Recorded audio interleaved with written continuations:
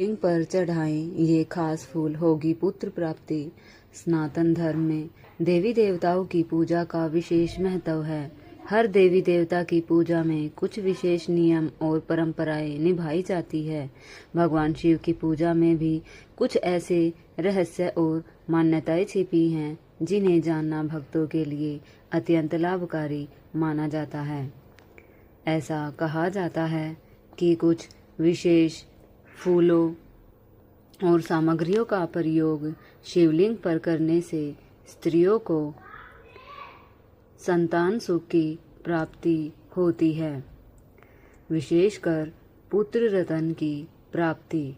वहीं कुछ कर्म और पाप ऐसे भी होते हैं जिनके कारण स्त्रियों का गर्भ ठहरता नहीं है या बार बार गिर जाता है। इस विषय में शास्त्रों और पुराणों में स्पष्ट संकेत मिलते हैं जो धर्म, कर्म और परिणाम के गहरे रहस्य उजागर करते हैं। मित्रों, एक समय की बात है जब माता लक्ष्मी भगवान विष्णु से मिलने गई। भगवान विष्णु ने उन्हें देखकर कहा, हे देवी लक्ष्मी, क्या बात है? आज आप अचानक मुझसे मिलने क्यों आई हैं? तब माता लक्ष्मी ने कहा, हे प्रभु, आज जब मैं पृथ्वीलोक पर भ्रमण कर रही थी तो मैंने देखा कि कुछ स्त्रियां गर्भवती तो होती हैं किंतु समय से पहले ही उनका गर्भ गिर जाता है। हे स्वामी, इसे देखकर मेरे मन में 3 प्रश्न उठ रहे हैं और आज मैं आपसे उन्हीं 3 प्रश्नों का उत्तर पूछने के लिए आई हूँ। भगवान विष्णु ने कहा, हे देवी, तुम्हारे मन में जो भी प्रश्न हैं मुझे निसंकोच होकर बताओ। मैं तुम्हारे तीनों प्रश्नों का उत्तर अवश्य दूंगा। तब माता लक्ष्मी ने कहा, हे प्रभु, मेरा पहला प्रश्न यह है कि किस पाप के कारण स्त्रियों का गर्भ गिर जाता है और उस स्त्री के बालक की समय से पहले मृत्यु हो जाती है। मेरा दूसरा प्रश्न यह है कि कौन सी स्त्री के भाग्य में पुत्र की प्राप्ति नहीं होती है, वह पूरी जिंदगी संतानहीन रहती है। और मेरा तीसरा प्रश्न यह है कि भगवान शिव को, जो मृत्यु के देवता हैं, उन्हें प्रसन्न करने के लिए कौन सी चीज अर्पित करके एक स्त्री को सुंदर, सुदृढ़ और गुणवान बालक की प्राप्ति होती है। तब मंद मुस्कान के साथ भगवान विष्णु बोले, हे देवी, आज आपने इन प्रश्नों का उत्तर पूछकर संपूर्ण मानव जाति के कल्याण कर दिया है, किंतु इन प्रश्नों का उत्तर मैं आपको एक कथा के माध्यम से दूंगा, जिसे सभी स्त्रियों और पुरुषों को अवश्य सुनना चाहिए, क्योंकि इस कथा को सुनकर आपको पता चल जाएगा कि किस पाप के कारण स्त्रियों का गर्भ गिर जाता है। वह कौन सी स्त्री है जिसके भाग्य में पुत्र की प्राप्ति नहीं होती और पुत्र की प्राप्ति के लिए उसे क्या करना चाहिए। तब माता लक्ष्मी ने उत्साह से कहा के साथ भगवान विष्णु से कहा, हे स्वामी, आप इस पावन कथा को अवश्य सुनाइए। मैं कथा को पूरा ध्यानपूर्वक सुनूंगी। मित्रों, एक समय की बात है, दक्षिण देश के एक नगर में एक अत्यधिक धनवान सेठ रहता था, जिसका नाम था चंद्रमोहन। वह इतना धनवान था कि उसके घर में किसी चीज की कमी नहीं थी। उस सेठ की एक इकलौती पुत्री थी जिसका नाम था पारुला। जब पारुला विवाह योग्य हुई तो चंद्रमोहन ने सही मुहूर्त देखकर अपनी पुत्री का विवाह पास के एक छोटे से गांव में रहने वाले एक वैश्य के पुत्र विनय से कर दिया। विवाह के बाद पारुला अपने पति के घर रहने लगी। पारुला की सास का नाम था शारदा, जो बहुत ही चालाक और दुष्ट स्वभाव की स्त्री थी।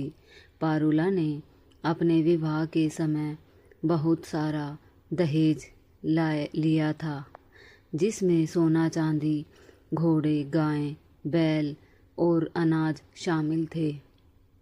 शारदा हमेशा मीठी मीठी बातें करती और कहती, तुमसे मेरे लिए कुछ और चीज़ें लाऊं ताकि मैं तुम्हें और सम्मानित कर सकूं। पारुला भी अपने पिता से कहकर सोना चांदी और अन्य सामान मंगवाती रही और उसके पिता कभी उसे नकारते नहीं थे। शारदा का लालच दिन प्रतिदिन बढ़ता जा रहा था। वह पूरी तरह से पारुला के पिता की संपत्ति पर कब्जा करना चाहती थी, क्योंकि सेठ का कोई पुत्र नहीं था। कुछ वर्षों बाद पारुला गर्भवती हो गई। जब शारदा ने यह सुना तो वह बहुत खुश हुई। उसने तुरंत पारुला के माता पिता को सूचित किया और साथ में बड़ी बड़ी वस्तुओं की मांग की, जिससे पारुला के पिता बहुत प्रसन्न हुए। अगले दिन कई प्रकार की मिठाइयाँ, सोने के कंगन और माला लेकर पारुला के ससुराल पहुँचे। पारुला अपने पिता को देखकर खुश हुई और कुछ समय उनके साथ रुकी। फिर कुछ दिन बाद पारुला का गर्भ बढ़ने लगा। शारदा ने उसका पूरा ध्यान रखा और उसे समय समय पर फल और अन्य चीज़ें खिलाती रही। पारुला को कोई काम करने नहीं देती थी। वह घर में आराम करती रही। लेकिन एक दिन रात के समय पारुला को अचानक असहनीय दर्द हुआ। उसे महसूस हुआ कि उसके गर्भ में कुछ गड़बड़ हो रही है। कुछ समय बाद उसका शरीर ठंडा पड़ गया और उसे रक्तस्राव होने लगा। पारुला समझ गई कि उसका गर्भ गिर गया है। उसने यह बात अपनी सास को बताई तो शारदा बहुत क्रोधित हो गई और ताना मारते हुए कहने लगी, अरे पापनी, तुमने अपने जीवन में ऐसा कौन सा पाप किया जिसके कारण तुम्हारा बच्चा मर गया। पारुला बहुत दुखी हो गई और बोली, सासू माँ, इसमें मेरा क्या दोष है? मैंने कोई पाप नहीं किया। लेकिन शारदा ने कहा, तुमने जरूर कोई घोर पाप किया होगा, इसलिए तुम्हारा गर्भ गिर गया। फिर कुछ महीनों बाद पारुला फिर से गर्भवती हो गई।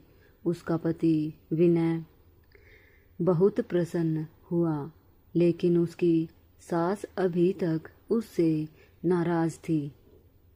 जब पारुला ने यह बताया तो शारदा ने कहा, पहले बच्चे को तो तुमने खो दिया, अब देखो यह बच्चा जीवित रहेगा या नहीं।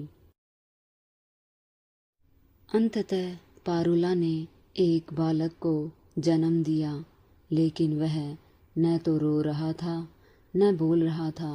पारुला ने देखा कि बच्चा मरा हुआ था। वह बहुत जोर जोर से रोई। जब शारदा को पता चला तो वह और भी गुस्सा हुई और बोली, तुम पापनी हो, इसलिए तुम्हारे बच्चे मर गए। अब तुम्हारे लिए इस घर में कोई जगह नहीं। शारदा ने पारुला को धक्के मारकर घर से निकाल दिया। पारुला घर से बाहर रोती हुई बैठी रही। वह मायके जाने के लिए चल पड़ी। रास्ते में एक जंगल पड़ा और अचानक मूसलाधार बारिश होने लगी। बारिश से बचने के लिए वह एक पेड़ के नीचे बैठ गई। तभी वहां से एक साधु महाराज गुजर रहे थे। उन्होंने पारुला को देखा और पूछा, तुम कौन हो? इस जंगल में अकेली क्या कर रही हो? पारुला ने कहा, मैं चंद्रमोहन की पुत्री हूँ। मेरा विवाह विनय से हुआ है। अभी तक मुझे पुत्र की प्राप्ति नहीं हुई। मैंने गर्भ गिरा दिया और फिर मेरा बच्चा जन्म लेते ही मर गया। इसलिए मेरी सास ने मुझे घर से निकाल दिया है। कृपया मुझे कोई उपाय बताइए जिससे मुझे पुत्र की प्राप्ति हो सके। साधु महाराज ने कहा, बेटी चिंता मत करो, मैं तुम्हें पुत्र प्राप्ति का उपाय बताता हूँ। यदि तुम इसे पूरी निष्ठा से करोगी तो तुम्हें पुत्र अवश्य होगा। उन्होंने समझाया कि मासिक धर्म के दौरान स्त्री को पति के संपर्क से बचना चाहिए।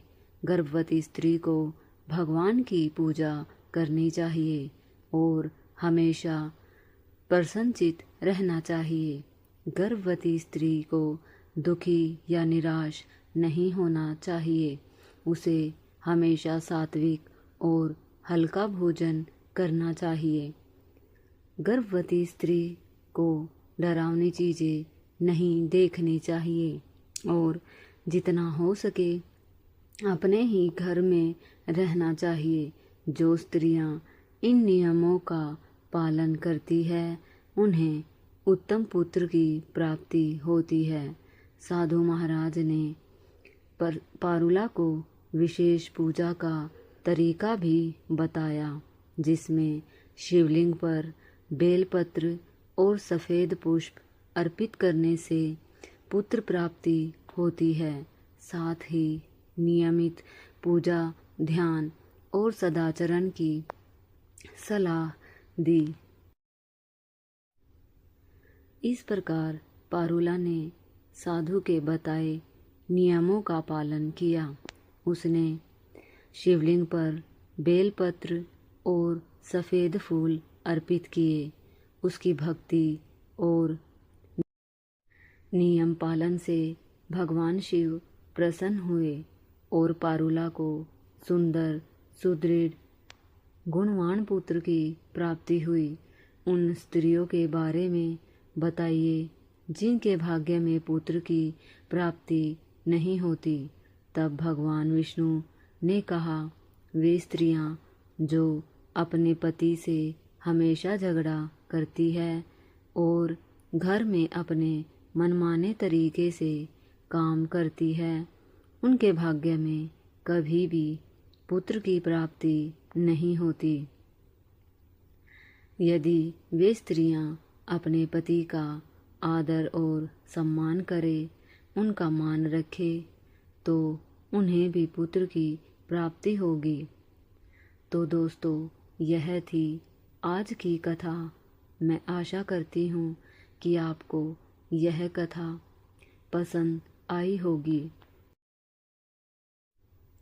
आप हमें कमेंट बॉक्स में अपनी राय ज़रूर बताएं और कमेंट बॉक्स में जय माता लक्ष्मी लिखकर अपनी हाजिरी भी लगाएं। फिर मिलेंगे आपसे अगली वीडियो में।